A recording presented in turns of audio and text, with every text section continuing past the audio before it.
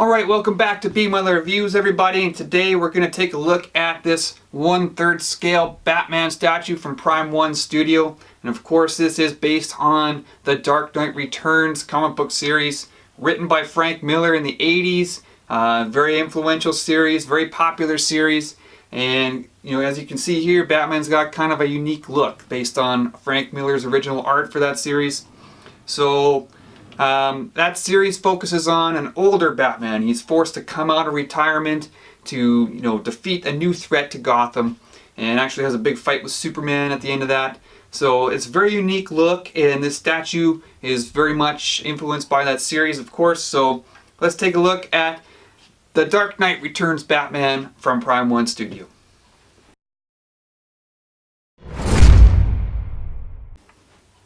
Alright, let's move right in to talk about the sculpt and design on this statue. Now design wise, he's got kind of that generic pose, the big base. He fits in with the other Arkham Batman statues from Prime 1, and that's because I think it's actually a playable skin in one of the games. And on the box it's got the Arkham logo, so it's definitely part of that series. But I think because he looks so consistent with the comic books and the look in those series, he's almost a standalone piece as well. So, the base on this statue, it's nice. It's got a nice rocky texture to it, cracks and chips all over it to give it a nice weathered look. It's got some story elements to tie him into that comic series. On this one, they've got the mutant leader. He's one of the villains from the series. And my son asked me about this guy. He's like, well, Dad, why is there a Bebop on the Batman statue? Bebop from the Ninja Turtle series. And I said, I know, right? It looks a lot like Bebop. But actually,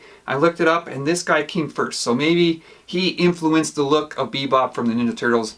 So nice tidbit there for you. But let's move on to Batman himself. And they did a really nice job on this statue. I love the texture on the fabric. It looks very realistic, very lifelike. The gloves and the boots, the cowl, the cape, they have a nice leather texture to them. Nice wrinkles in the fabric to give it a really lifelike appearance there.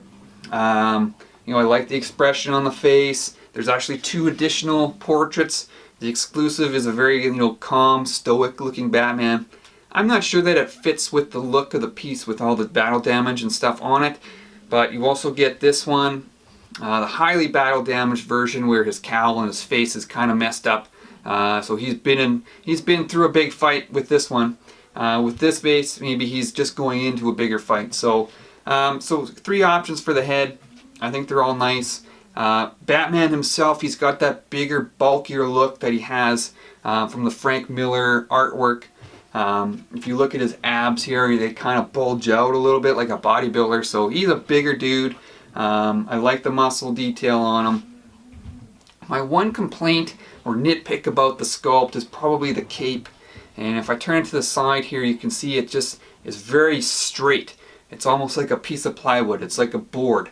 I would have liked maybe a little bit more flow to the cape, a little more realistic flow. From the front here, you don't really notice it, so it's not that big of a deal, but I think a really nice flowing cape could have added something to the sculpt on this statue. But otherwise, it's a really, really nice sculpt. I really like what they did with it. They've captured that style. And you can see the style, how it's influenced even the movies. The Ben Affleck suit with the big fat bat logo on it. The armored Batman from Batman vs. Superman is right out of those pages from the Dark Knight Returns. So it's a very influential series, and I think they've captured that look, that very distinct look, really well on the statue. So this one here is probably more based on a variant cover by Gabriel Del Otto from the current sequel series, the Dark Knight 3 Master Race series. And because in the original series he had a very much of a lighter blue color. But I think there's a variant coming, so fans of that series are lucky, they'll get it. But anyways, really, really nice sculpt and design on this statue. I think Prime 1 did a really nice job.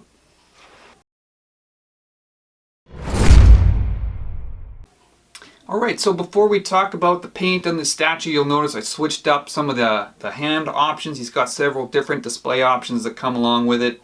And here we've got his rope with the batarang on the end, like sort of the grappling hook. And I switched it up to the battle damaged face there. So the paint on this statue is really, really well done. Even though Batman's not the most colorful character, they did a nice job with the shading and the highlights to really bring out that muscle detail. And as I mentioned, he's a bigger, bulkier dude, so that's really important with this style. Nice clean paint job. There's no lines or paint spill, bleed anywhere on the statue. The yellow has a nice weathered look to it on the utility belt. I do like that they added the gold fins on the glove. I think it just adds that little bit of color to the statue that it kind of needs. The base, kind of the black granite look to it. There's a little bit of white and gray flecks all over it, to give it that really nice rocky look to it. The cape has sort of a dirty, the bottom half of the cape has like a dirt look to it, like it's been dragged around. So nice weathered look to it. Yeah, the paint is really, really nice. I really like what they did around the battle damage on the suit. So they've got the blood on the skin and below, but it's also, they've given it sort of this browny red tinge to the fabric around the battle damage, so you can see that the blood has soaked into the suit. Really, really nice look there. They did a really nice job of that. The one thing on the paint aspect that I could maybe criticize is on the face. And all three faces, they're kind of dull and desaturated a little bit. I would like to see a little bit more color to the skin to give them a little bit more of a lifelike appearance. The skin has a really nice texture to it, and it doesn't look bad at all, but a little bit more life I think could have been added to that to give them a little bit more of a realistic look. But otherwise, the paint, really, really nice job that they did throughout this statue. Really good job.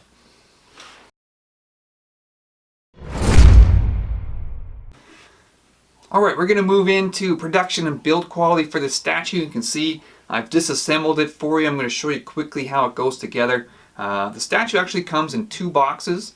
You get one box just with the base, and then the other box has Batman and all his accessories in it. So the base is one big piece, and then Batman's body that you see here, the legs and the arms, is all one big piece as well. And then you get the cape here, and actually the cape, it's got a key here, and if you turn it around the statue here, he's got a matching key in the back of his neck here and upper back, and you just kind of slide the cape over and into that slot there, and it goes on really nice and easy. I like that.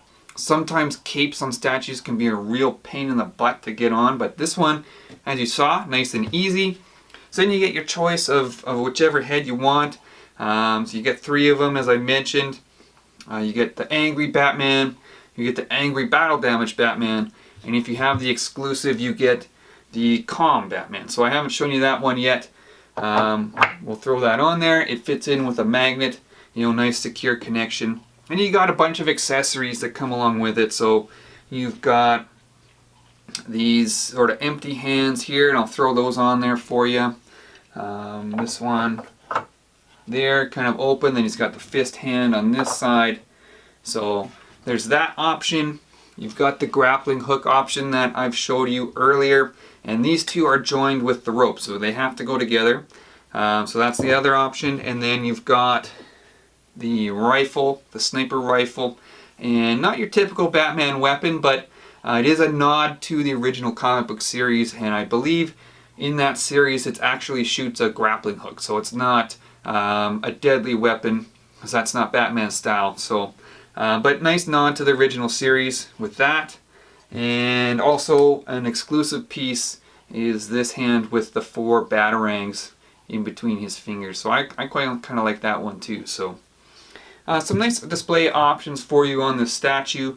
I will note with the rifle hand, everything fits on with magnets as you saw, except this one has a magnet and there's a little rod inside. So this piece is a little bit heavier, so it gives it a little bit extra stability. I find it's a little trickier to get off. You kind of have to give it a little bit of force there, so just be careful you don't do it too hard and smash the end of your rifle off. So be careful when you're taking that one off. But otherwise, the statue has a really nice, good quality feel to it. Nice good weight to it. It's very stable on the base. The parts all fit together easily. It's easy to assemble. If you do need some help, this does come in the box. It shows all the pieces, all the different display options for you. So that comes in the box from Prime One.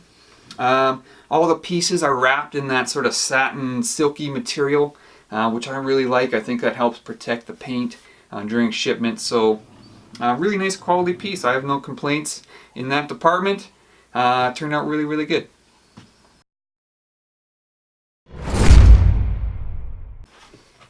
Alright, we're going to wrap up this review of the Dark Knight Returns 1/3 scale Batman from Prime One Studio. And even though the original Frank Miller series came out over 30 years ago, it still has stood the test of time. It's still very popular, very influential. You can see the series' influence on the Batman movies, just comics in general, with the tone of the series. And it has a very unique, very distinct art style from Frank Miller, and I think they've captured that really well here. Bigger, bulkier Batman. There's got some story nods to it with the mutant leader and the rifle option here, so really nice job there. It's got a nice quality feel to it. I really liked the paint detail, the blood soaked into the fabric around the cuts on the suit. So really, just an overall really nice production from Prime One. I think Batman fans and Dark Knight Returns fans are going to be really happy with this one. So hopefully you guys enjoyed the review. We will have more coming up really soon. Actually, the next review I've got lined up is another Batman universe piece, so stay tuned for that one. And we will have more throughout the year, so stay tuned and we'll talk to you guys soon.